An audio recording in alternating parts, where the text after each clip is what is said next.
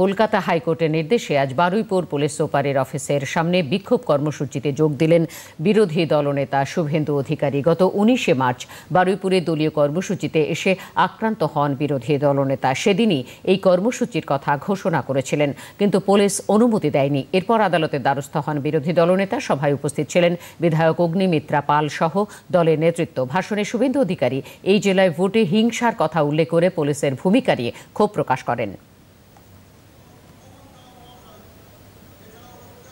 আমি ঘরছাড়াদের কাছে একবার নয় 5 বার এসেছি। তখন সুনীল বাবু সভাপতি ছিলেন। আমি দলের পক্ষ থেকে 3 জন শহীদ পরিবারকে চেক তুলে দিয়ে গেছি।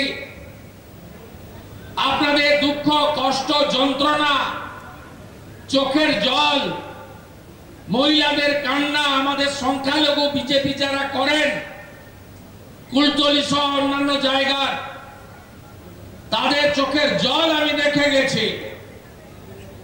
আপনারা রক্তাক্ত হয়েছেন বারে বারে, আপনারা বিচার পাননি।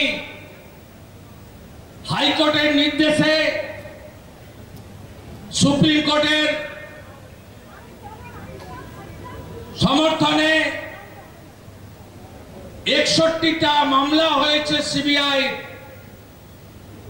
খুনিরা জেলে গেছে, আর যারা খুন করিয়েছেন তারা এখনো প্রকাশ্যে ঘুরে বেড়াচ্ছে।